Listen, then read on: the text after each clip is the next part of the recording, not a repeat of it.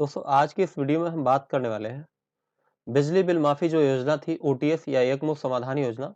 उसकी जो last date थी 31 दिसंबर की थी, उसको बढ़ा के अब उसको 16 जनवरी कर दिया गया है। ये वीडियो जो है इसी बारे में है कि बिजली बिल जो थी वो एक मुश्त आप जो माफी करवाते थे उसके बारे में ही ये वीडियो है कि जैसे आप जो छूट पा रहे हैं वो छूट लेने की जो टाइम थी, समय सीमा थी, वो बढ़ा के 31 दिसंबर की जगह अब 16 जनवरी कर दिया गया। 16 जनवरी तक आप इसका लाभ ले सकते हैं। 16 जनवरी तक अपने बिल में छूट पा सकते हैं। बिल में छूट क्या होती है? दरअसल जो आपका एरियर होता है उस पे छूट आपको मिलती है। बाकी बिजली बिल अमाउंट तो आपको पेमेंट करना होता है। जो आपका एरियर बन जाता है उसी पे आपको छूट मिलती है। अब यहाँ कुछ और चीजें दी गई हैं, जैसे अगर आपको चोरी के प्रकरण में आपके खिलाफ कोई एक वारंट जारी की गई, कोई रिपोर्ट कर देगा, तो उसमें भी छूट का प्रकरण है। नहीं तो आप सामान्य जो आपका बिल है उसके लिए छूट ले सकते हैं। अब इसको कैसे चेक कर सकते हैं कि आपको कितना छूट मिला है? अभी चूंकि समय सीमा आज 12 जनवरी है, 16 तक आपके पास छूट है, तो 4 दिन की टाइम लिमिट बची है। ऐसे में अगर आपका ज्यादा बकाया है तो जल्दी से जल्दी इसको पेमेंट कर लें, आपको कुछ ना कुछ बचत ही होगा। अब मैं आपको आगे बताता हूं कि आप कैसे देख सकते हैं कि आपका जो बिल है वो कितना आपको छूट मिला है। तो उसके लिए आपको सिंपली यहाँ जो नीचे ऑप्शन है ओटीएस पंजीकरण सामान्य प्रकरण, इस वाले ऑप्शन पे जब आप टिक करेंगे तो आपको ये दूसरे पेज पे भेज देगा। अब यहाँ क्या करना है, आपको अपना केवल जिला सेलेक्ट कर लेना और कुछ नहीं। जैसे इस पे आप क्लिक करेंगे तो आपको अपने जिले का कुछ लेटर आगे का टाइप करना है, तो आपका जिला यहाँ दिखने लगेगा। अब इसको सेलेक्ट कर लें। जैसे जिला सेलेक्ट कर लेते हैं तो फिर आपसे यहाँ खाता नंबर पूछा जा रहा है कि आपका खाता संख्या जो है उसको भरिए।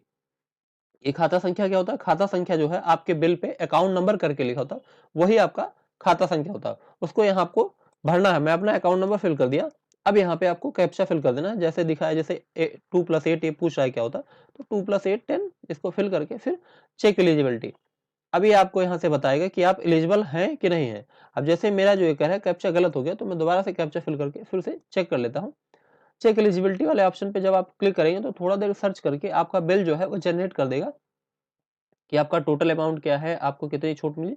जैसे यहाँ पे बधाई का मैसेज आ गया कि बधाई हो, आप एकमुश्त समाधान योजना में नामांकन के लिए पात्र हैं। अगर आप नहीं पात्र होंगे तो भी ये दिखा देगा।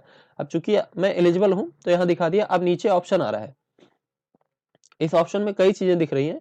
यहाँ पे है ओटीएस का रजिस्ट्रेशन, पंजीकरण राशि, एलपीसी छूट और एकमुश्त राशि। अब चूंकि अगर ये आप चाहें तो ऑनलाइन प्रोसेस कर सकते हैं, यहाँ घर बैठे जमा कर सकते हैं, नहीं तो आपका जो बिजली उपकेंद्र है, जो आपका पावर हाउस है, वहां जाके भी आप जमा कर सकते हैं, वहां भी राशि मिलेगी। लेकिन वहां दिक्कत क्या, वहां जो कर्मचारी होते हैं वो आपको ये समझाने लगते हैं कि पहले आप 2000 रुपया दीजिए, रजिस्ट्रेशन करवाइए, फिर आपको हम छूट बताएंगे कितना है। वो पहले कभी नहीं बताते हैं, वो आपको केवल बेवकूफ बनाना चाह रहे हैं कि आप इससे डर जाएं और ओटीएस में रजिस्ट्रेशन ना करवाएं, डायरेक्ट आप पेमेंट करें। लेकिन अगर आप चाहें तो नहीं पेमेंट करना चाहते हैं तो घर पे बैठ के इस प्रोसेस से चेक कर लीजिए, अपने फोन में भी चेक कर सकते हैं। तब आप वहां जाइए कि तो आपको ये कंफर्म रहेगा कि इतने रुपए की आपको छूट मिलने वाली है। क्योंकि आप जब वहां पावर हाउस पे जाएंगे जमा करने, तो वो आपको कभी पहले नहीं बताएंगे कि आपको इतने रुपए की छूट है। वो सीधा ये जवाब देंगे कि आप पहले रजिस्ट्रेशन करवाइए इतने रुपए का, तब मैं आपको बताऊंगा कि कितना छूट मिल रहा है। तो अब जैसे मैंने यहाँ देखा कि मेरा जो टोटल बिल था 4548 रुपए की थी, लेकिन अब उसको अगर मैं छूट में पंजीकरण करता हूं तो मुझे 1364 रुपए का, इस इतने रुपए का मुझे पहले पंजीकरण करना होगा। हालांकि ये जो 1364 है ये आपके बिल में से घटा दिया जाता है, ऐसा नहीं है कि ये बिल के जो अमाउंट है उसके अलावा मिलेगा। आपका जितना भी टोटल पैसा होगा, जैसे मेरा 4548 रुपए है, आपका जितना भी पैसा होगा उसमें से ये रजिस्ट्रेशन का पैसा वो घटा दिया जाएगा। अब आगे बात आती है कि जब मैं 1364 रुपए का रजिस्ट्रेशन कर लूंगा तो उसके बाद में जो मेरा अमाउंट मुझे भरना होगा 3465 रुपए मुझे जमा करना होगा। और जो मुझे ये 1122 रुपए दिख रहा है, ये 1122 रुपए मुझे छूट के तौर पे मिलेगा, 1122 रुपए मुझे छूट मिलेगी। लेकिन ये तब होगा जब मैं एक बार में ही कर देता हूँ 1364 रुपए का रजिस्ट्रेशन करके और तुरंत उसके बाद में फिर पेमेंट कर देता हूँ 3465 रुपए का, तब मुझे 1122 रुपए का छूट मिलेगा। अगर मेरे पास ज्यादा बैलेंस होता, ज्यादा रुपए की बिल होती और मेरे पास इतने पैसे नहीं होते पेमेंट करने का तुरंत, तो यहाँ पे एक ऑप्शन भी देता है कि आप अगला विकल्प है कि आप 12 महीने की किस्त में भी इसको पेमेंट कर सकते हैं। उसमें भी यही है कि 1364 रुपए को आपको रजिस्ट्रेशन करना होगा, लेकिन तब यहाँ छूट की जो अमाउंट है वो घट जाती है। ऊपर यहाँ देखिए तो 1122 रुपए थी, लेकिन नीचे केवल 982 रुपए तब मिलेंगे जब आप 12 महीने में जमा करेंगे। और क्या होगा, 1364 रुपए जब आप जमा कर देंगे, रजिस्ट्रेशन कर लेंगे, तो 300 रुपए करके पर मंथ आपको 12 महीने तक लगातार जमा करना होगा। तब आपको केवल 982 रुपए आपके टोटल बिल में छूट मिलेगी। अब ये क्या होगा, ये पुराना बिल तो आपको 300-300 रुपए महीने चलता ही रहेगा, साथ ही जो नया बिल आएगा उसको भी आपको भरना होगा उस टाइम, इस चीज का ध्यान रखें। तो अक्सर करके आपको लाभ तभी मिलता है कि आप एक मुश्त ये पेमेंट कर दें। 1364 का आप रजिस्ट्रेशन करवाएं, उसके बाद में 3465 का तुरंत में पेमेंट कर दो, तो मुझे 1122 का छूट मिल जाएगा। अगर यही प्रोसेस मैं यहाँ करता हूँ 1364 का पेमेंट करके, रजिस्ट्रेशन करके, फिर 12 महीने का ऑप्शन सेलेक्ट करता हूँ, तो मुझे केवल 982 का छूट मिलेगा और 300 रुपए महीना मुझे भरना होगा। अब इसका पूरा प्रोसेस क्या है, कैसे इसको रजिस्ट्रेशन करना है, क्या पेमेंट करना है, इसकी वीडियो मैंने अलग से बना दी है, उसको नीचे वीडियो के डिस्क्रिप्शन में दे दिया। साथ ही ऊपर एक आई बटन आ रहा होगा, उस पर लिख रहा होगा, उस पर भी आप क्लिक करके देख सकते हैं उस वीडियो को कि पेमेंट कैसे करना है, रजिस्ट्रेशन क्या करना है और कैसे पेमेंट लास्ट में करना है, प्रिंट आउट कैसे लेना है, ये सारी चीजें आप देख सकते हैं। कोई स्टेप आप मिस मत करिए, नहीं तो कंफ्यूज हो सकते हैं। आपको करना क्या होगा, प्रोसीड करके और फिर उस वीडियो को फॉलो करना होगा। जो वीडियो मैंने बना रखी है पहले से, उसका लिंक भी मैंने दे दिया है। मैं थोड़ा सा आगे का प्रोसेस आपको दिखा देता हूँ, ये वीडियो लंबी ना हो इसलिए मैं आगे नहीं बढ़ूंगा, लेकिन बस मैं यहाँ पे प्रोसीड वाले ऑप्शन पे क्लिक करके थोड़ा सा आपको लॉगिन का पेज दिखा देता हूँ। अब चूंकि जब आप प्रोसीड वाले ऑप्शन पे क्लिक करेंगे तो यहाँ आपके सामने एक लॉगिन का पेज ओपन हो जाएगा। ये पेमेंट करने के लिए है, अगर आप नहीं ऑनलाइन करना चाहते हैं तो सीधा आप अपने पावर हाउस पे जाएं।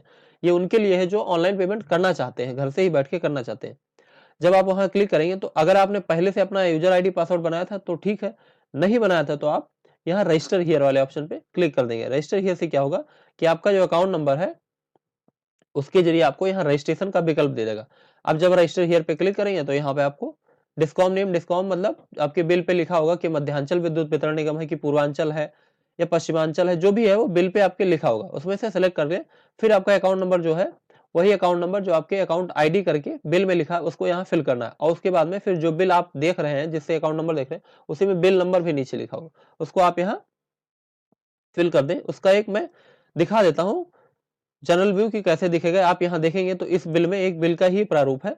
यहाँ ऊपर लिखा है डिस्कॉम नेम, और नीचे आएंगे तो यहाँ अकाउंट आईडी, अकाउंट आईडी क्या है, वही अकाउंट नंबर।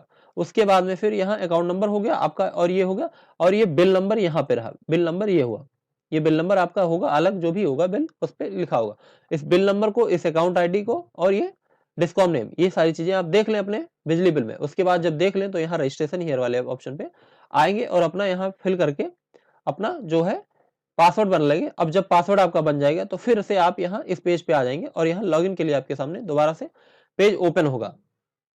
अब इस टाइम क्या करना है, जब आप दोबारा से वहां अपना पासवर्ड बना लेंगे तो यहाँ लॉगिन करने के लिए फिर वही आपका आना है, डिस्कॉम नेम जो था उसको सेलेक्ट करके अपना जो आपने यूजर अकाउंट नंबर था उसको फिल करना, और जो पासवर्ड आपने अभी बनाया है उसको फिल कर देना, और फिर यहाँ कैप्चा फिल कर लेना है, जो भी यहाँ दिख रहा है उसको जोड़ के फिल कर देना है।